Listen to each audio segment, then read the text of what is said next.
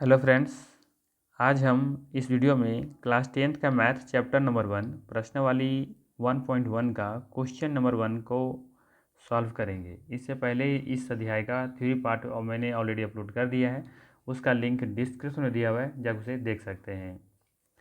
तो चलिए शुरू करते हैं।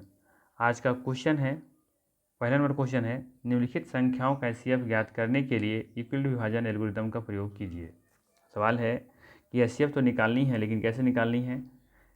यूक्लिड विभाजन एल्गोरिथम मेथड का प्रयोग करके।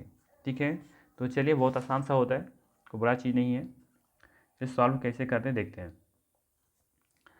सबसे पहले थोड़ा सा इसमें कुछ चीज़ें हैं जो फिर से एक बार रिमाइंड कर लेते हैं, क्या ध्यान में रखना होता है। ये हमारा जो यूक्लिड विभाजन एल्गोरिथम होता है, इसका जो फॉर्मेट होता है कुछ ऐसा होता है कि A equal to B Q plus R. ठीक है, ये फॉर्मेट होता है।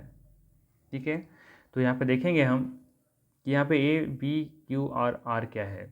जैसे हम कोई संख्या को लेते हैं, दो संख्याओं को विभाजन मेथड से ए बाई बी लिख सकते हैं। ठीक है, जैसे यहाँ पर हमेशा ध्यान रखना है कि जो बड़ी संख्या होता है उसे हम लोग ए मानते हैं, जो छोटी संख्या होता है उसे हम लोग बी मानते हैं। फॉर्मेट जैसे आगे पीछे जो दिया होगा तो कोई दिक्कत नहीं है, लेकिन आपको हमेशा ध्यान रखना है कि जो दो दी गई संख्या में जो बड़ी संख्या होगा उसे हम लोग ए मानेंगे, और जो छोटी संख्या होगा उसे हम लोग बी मानेंगे। तो यहाँ पे देखें, बड़ी संख्या जो है वो 225 है, तो इसको हम लोग क्या लिख सकते हैं, 225 डिवाइडेड बाई 135, ऐसे भी लिख सकते हैं। आप भी ध्यान दीजिए, किसी चीज़ को हम लोग कैसे लिख सकते हैं, और भाग लगाने के लिए हम लोग क्या कर सकते हैं, 225 को भाग लगा सकते हैं 135 से। अब यहाँ जब भाग लगाते हैं तो कितना हो जाएगा, एक बार में जाएगा, यही ना। और जब भाग लगाएंगे तो क्या हो जाएगा, 0 और 9 3 12, कितना आ गया, 90 आ गया। ठीक है, 90 क्या है यहाँ पर, रिमाइंडर है। 1 क्या यहाँ पर है, क्वोशिएंट है। ठीक है, ध्यान रखिएगा, यहाँ पे 1 जो आया वो हमारा क्वोशिएंट है, 90 क्या है, आर है। ठीक है, और यहाँ पे 225 को हम लोग क्या माना है, ये माने हैं, और 135 को क्या माना गया है, बी। ठीक है, अब देखिए, हम ए को प्राप्त करने के लिए क्या कर सकते हैं, बी का गुना करना पड़ेगा, किससे, क्यू से करना पड़ेगा। तो लिख सकते हैं बी क्यू। ठीक है, और उसमें से रिमाइंडर क्या करना पड़ेगा, जोड़ना पड़ेगा। तो जोड़ देंगे यार, तो यहाँ पे किसका बराबर निकल जाएगा, ये निकल जाएगा यहाँ पर।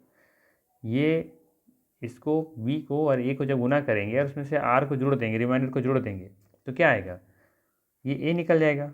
तो बस यही फॉर्मेट वहाँ पे लिखा गया है, ये वाला फॉर्मेट। ठीक है, ये फॉर्मेट कहाँ से बना, कैसे बना, समझ में आया। ऑलरेडी मैंने डिटेल्स वैसे इंट्रोडक्शन पार्ट में मैंने बता दिया है।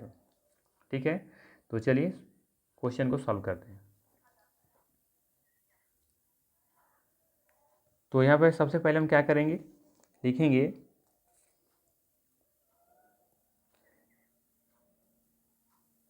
ए इक्वल टू कितना, 225।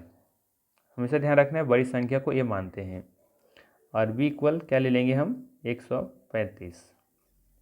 और रफ में थोड़ा सा लिख भी देंगे, रफ में नहीं मतलब बगल में लिखेंगे, क्या लिखेंगे, सबसे बड़ी संख्या को ए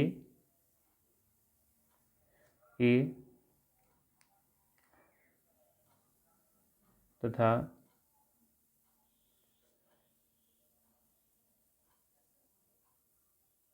सबसे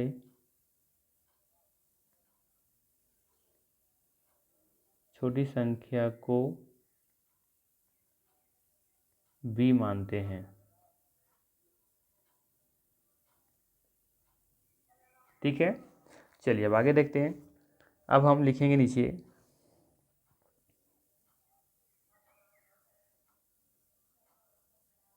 यूक्लिड विभाजन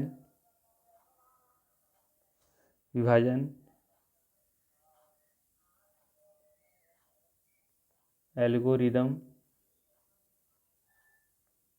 के प्रयोग से।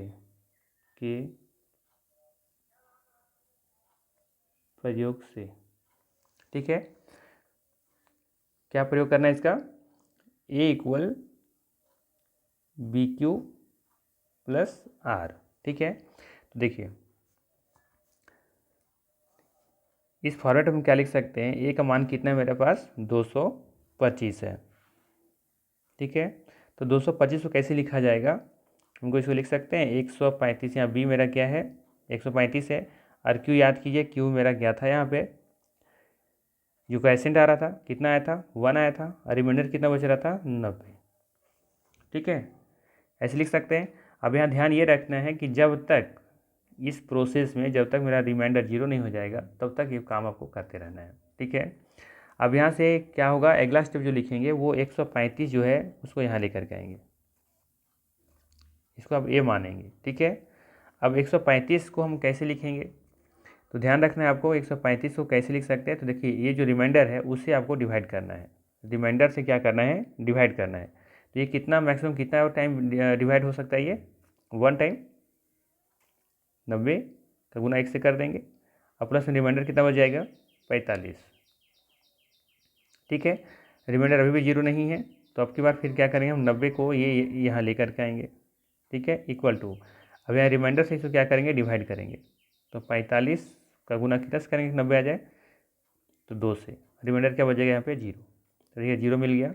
तो इसका मतलब है कि जो अंतिम बार जो आया है हमारा बी, वही हमारा क्या कहलाएगा एचसीएफ कहलाएगा। ठीक है, अगर ये प्रोसेस करने में दिक्कत है तो आप ये प्रोसेस को अपना सकते हैं, जैसे 225 को डिवाइड करना है छोटी संख्या से यानी कि 135 से, यानी कि जो आप एचसीएफ निकालते थे उस मेथड को यहाँ पे आपको अप्लाई करनी है। फिर याद कीजिए 135 यहाँ लेकर आते थे, याद है ना, फिर ऐसे करते थे, फिर 90 यहाँ लेकर के आते थे, फिर 45 दूनी 90, ये 0 आ जाता था। तो याद कीजिए पहला प्रोसेस हमने क्या किया, 135 का गुना 1 से किया, उसमें 90 जोड़ दिया। दूसरा प्रोसेस, दूसरा में हमने क्या किया कि 90 का गुना 1 से किया और 45 जोड़ दिया। फिर थर्ड प्रोसेस में क्या किया है, थर्ड लाइन में कि 45 का गुना 2 से किया और उसमें से 0 जोड़ दिया, तो मुझे 90 मिल गया। तो एक बार मुझे 90 मिला है, एक बार 135 लाना था, एक बार 225 लाना था। यही प्रक्रिया को इस मेथड से आपको लिखनी है। ठीक है, अब जब हमें मिल जाएगा तो यहाँ पे लिखेंगे, यहाँ b इक्वल टू 45 है, इसीलिए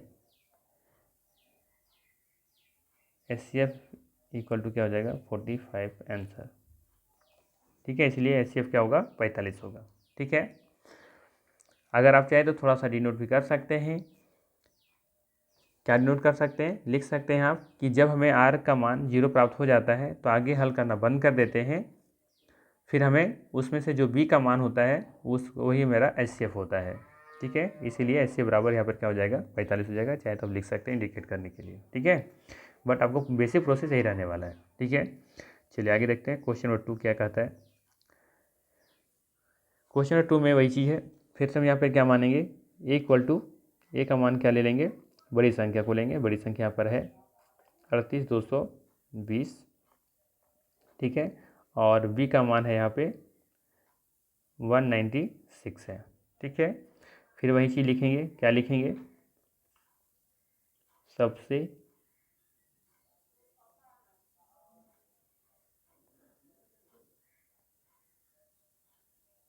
बड़ी संख्या को ए तथा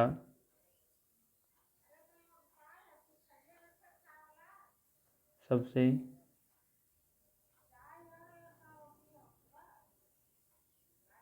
छोटी संख्या को बी मानते हैं। ठीक है, ये लिखने के बाद फिर क्या करना है आपको, यहाँ लिखना है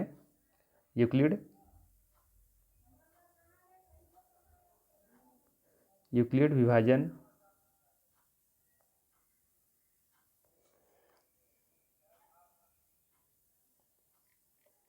एल्गोरिदम के प्रयोग से।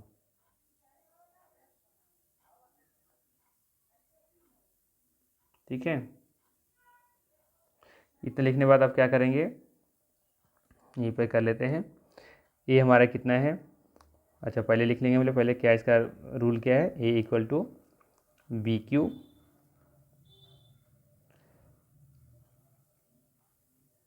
Plus R. ठीक है, ये हमारा यहाँ पर है, 38,220 इक्वल टू, ठीक है। तो यहाँ पे b का मान कितना है, b का मान है 196। इसमें कितना से मल्टीप्लाई करना पड़ेगा तो देखेंगे आप, हमने रफ में कर लिया है। यहाँ पे आप कितना करेंगे 195, ठीक है। 195 से मल्टीप्लाई करेंगे तो ये पूरी ये भाग लग जाता है, ठीक है।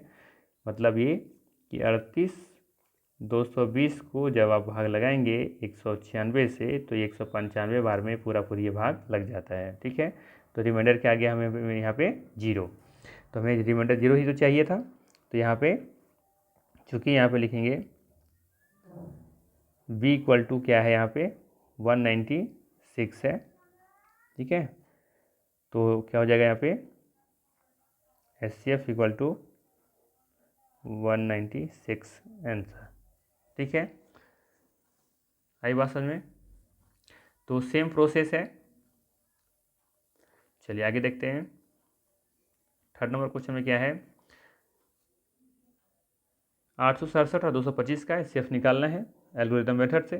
तो अब यहाँ पे बड़ी संख्याओं को फिर से क्या मानेंगे A, और जो छोटी संख्या उसको मानेंगे B, ठीक है। अब वही चीज़ लिखेंगे फिर से, सबसे बड़ी संख्या को A तथा सबसे छोटी संख्या ना, सबसे छोटी संख्या को B मानते हैं। ऊपर में क्या बताया था, ठीक है, सबसे छोटी संख्या को B मानते हैं, ठीक है। अब क्या लिखेंगे, यूक्लिड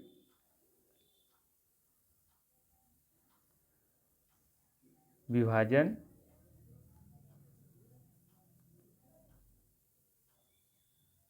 एल्गोरिदम के प्रयोग से लिख लेंगे यहाँ पे A equal to BQ plus R, ठीक है।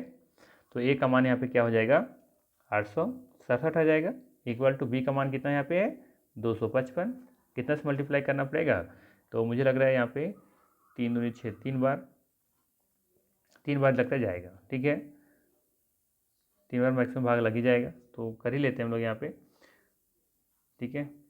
तो 255 का भाग लगाएंगे तो हो जाएगा 3 बार में, 5 6 15, 5 6 15 16 6, 3 6 1 7, ठीक है। तो हो जाएगा 2 0 1, ठीक है। 255 यहाँ लेकर के आएंगे तो कितना भाग लग जाएगा, ये 2 बार में, ये हो जाएगा 204 1 5, और फिर यहाँ पर 102 लेकर के आएंगे तो क्या हो जाएगा 51 दूनी 102, तो ये 0 आ जाएगा, ठीक है। तो रिमाइंडर यहाँ कितना बच रहा है मेरे पास 102, तो प्लस में लोग क्या लिख लेंगे 102, ठीक है।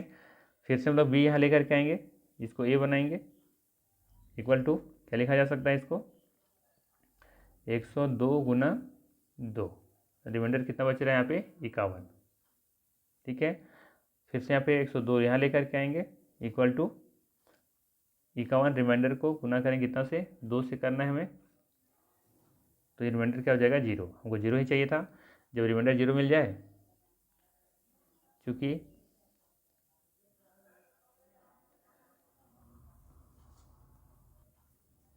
लिख सकते हैं यहाँ पे, उसमें भी लिख सकते हैं वैसे, R बराबर 0 लिख सकते हैं, और B बराबर क्या लिख सकते हैं 51।